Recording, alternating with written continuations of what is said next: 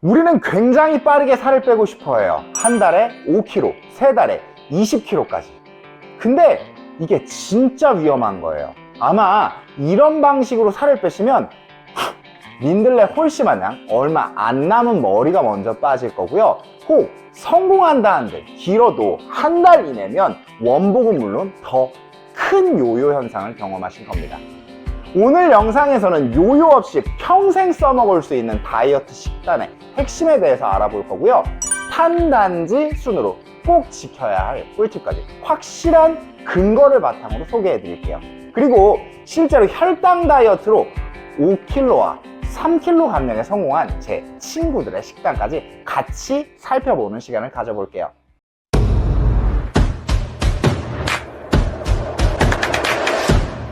혈당 다이어트 식단의 시작은 탄수화물입니다. 이전 영상에서 혈당이 높아지면 인슐린이 분비되고 이로 인해 우리가 살찌게 된다고 말씀드렸죠. 갓 지은 윤기 좔좔 흐르는 백미밥을 먹으면 맛도 좋고 속이 편하죠. 편했던 만큼 빠르게 포도당으로 흡수되면서 우리 몸의 혈당은 치솟게 되는 겁니다. 그럼 어떻게 하냐고요?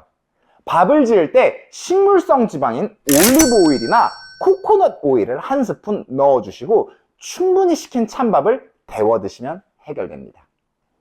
이는 쌀의 전분이 물에 잘 녹지 않도록 저항성 전분으로 바꿔주기 위함입니다.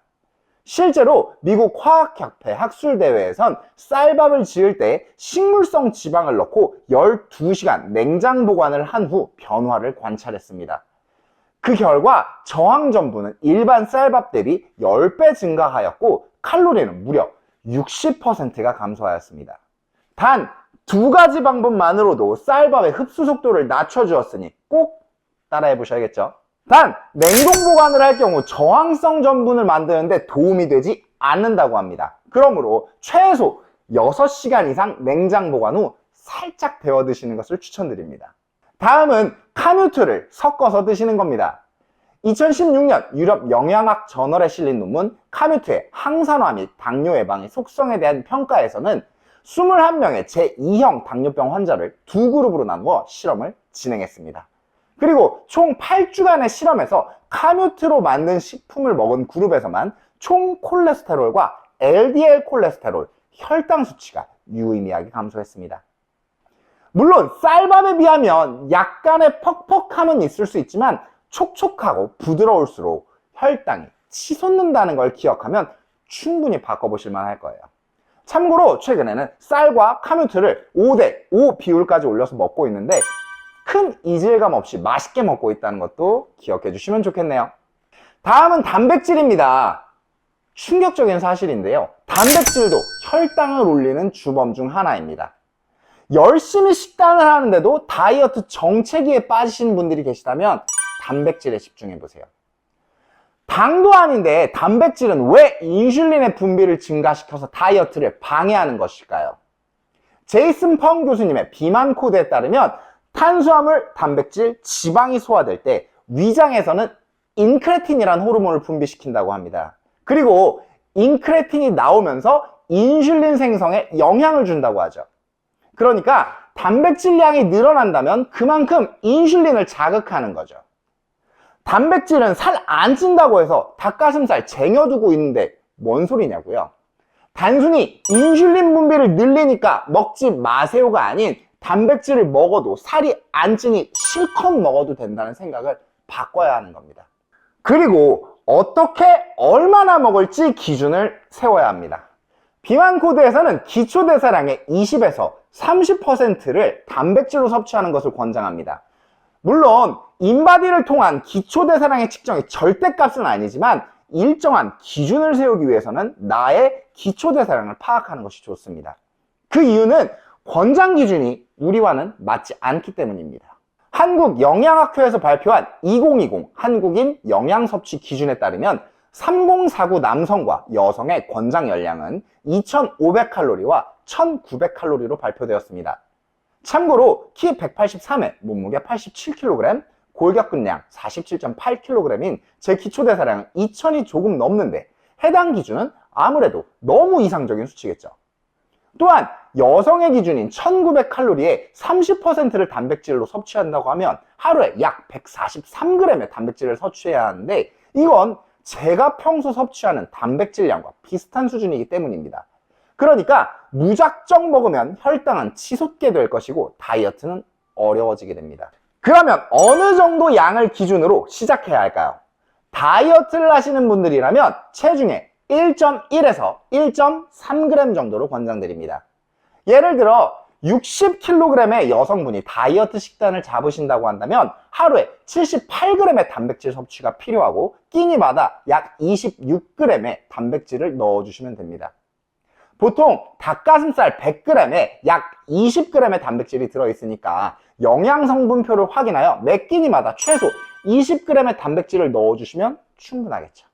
그리고 한 가지 더 기억하셔야 합니다. 바로 충분한 채소를 섭취하는 건데요. 채소를 먼저 섭취하게 되면 채소의 식이섬유가 음식의 소화, 흡수를 늦춰 혈당을 천천히 오르게 하기 때문입니다. 그러면 단백질을 먹는 부담을 확 낮출 수 있을 것이고, 채소와 단백질을 충분히 채우고 나면 자연스레 탄수화물 양을 줄일 수 있기 때문이죠. 자, 흡수가 느린 탄수화물로 바꾸고 단백질 양도 줄였습니다. 그럼 너무 배가 고플 텐데 뭐하러 혈당 다이어트 하냐고 말씀하시겠죠? 이제 남은 것은 지방으로 채워주면 됩니다. 지방은 탄단지 중에서 가장 인슐린을 덜 자극하는 에너지원입니다. 지금까진 대체하고 양을 줄이는 것이었다면 이젠 실컷 먹을 시간입니다. 혈당 다이어트의 최고의 장점은 혈당을 건드리지만 않는다면 칼로리를 제한하지 않는 것에 있습니다. 이제 먹을 생각만 하세요. 단, 천연지방을 많이 가지고 있는 음식을 위주로 채워주면 됩니다. 대표적으로 올리브오일, 연어, 고등어 등의 생선, 아보카도, 계란, 구운 견과류, 땅콩 버터, 치즈, 그릭 요거트가 있습니다. 그리고 소, 돼지, 닭, 양고기 등이 있죠. 다만 한 가지, 고기와 생선의 경우는 단백질을 포함하고 있는 식재료입니다. 적정량을 드시는 것을 추천드리며 양이 늘었을 경우 충분한 채소와 함께 드심으로써 혈당 자극을 줄이는 것을 잊지 말아주세요. 지방은 칼로리가 높을 텐데 걱정되신다고요. 혹시 아놀드 홍 선생님을 아시나요? 경력 35년 트레이너로 지금도 현역과 다름없는 몸매를 유지하고 계시죠. 그리고 선생님 식단의 비밀은 지방의 섭취를 늘리는 것입니다. 실제로 주식이 삼겹살과 족발이라고 많이 말씀하시기도 하는데요. 이런 선생님의 핵심 원칙 중 하나는 탄단지 비율을 2대 4대 4로 음식을 섭취하는 것입니다. 다음은 선생님께서 종종 하시는 말씀 중 하나입니다. 예전엔 선생님께서도 회원분들의 식단을 닭고야로 관리하셨다고 합니다. 그리고 힘들게 다이어트에 성공한 회원분들이 금세 요요 현상을 경험하시고는 운동을 그만두는 일들을 많이 보셨다고 하셨죠. 선생님 본인도 식단이 너무 힘드셨고요. 그러다 평생 지속할 수 있는 식단의 비밀이 지방임을 아셨고, 그 이후로는 지금까지 아무 스트레스 없이 멋진 몸매를 유지할 수 있었다고 하죠. 기억하자고요. 다이어트를 꾸준히 하기 위해선 얼마를 먹는 것이 중요한 것이 아니라 무엇을 먹는지가 중요하다는 것을요. 최근 한 달이 넘는 시간 동안 혈당 다이어트를 지속하고 있는 친구들이 있습니다. 어떻게 보면 대한민국 보통의 3040 몸매라고 볼 수 있죠. 그래서인지 제 친구들은 다이어트의 필요성을 못 느꼈어요. 아마도 남자특이 발동되어서 나 정도면 괜찮지? 라는 마음이 시작이었겠죠. 그러다 우연히 소주 한잔 하면서 운동이랑 다이어트에 대한 이야기가 나왔고, 이런 이야기들을 하더라고요. 아, 이제 좀 살 좀 빼야 될 것 같은데, 야, 너처럼 못 살겠어. 아마도 제 운동량이랑 예전에 유지하던 식단을 기억하고 하는 말인 것 같았어요. 그러다가 모두 놀란 부분이 하나 있었어요. 예전 같으면 안주는 입에도 안 대고 제가 술만 마시고 있었을 텐데 배가 부르다면서도 계속 고기를 먹는 제 모습 때문이었어요. 그리고 저한테 이렇게 말하더라고요. 야, 너 취했어? 관리 안 할 거야? 라면서 되려 제 걱정을 하더라고요. 그래서 제 최근 식단 일기를 보여줬습니다. 이제 난 그런 거 안 먹는다고. 그리고 옛날보다 몸은 더 좋아졌다고 덧붙였죠. 자신들이 생각했던 다이어트 식단과는 거리가 멀었고 이 정도면 할만하다고 생각해서였을까요? 당장 시작해보고 싶다고 알려달라고 저한테 부탁하더라고요. 그래서 과감히 제 실험쥐로 사용했습니다. 그리고 모두 이렇게 변하더라고요. 짧은 시간이게 드라마틱한 변화를 볼 수는 없었습니다. 다만 고강도의 운동을 매일 하는 저와는 다르게 음식만 바꿨을 뿐인데, 점심 먹고 계단만 올랐을 뿐인데 모두 3kg 이상 감량에 성공했죠.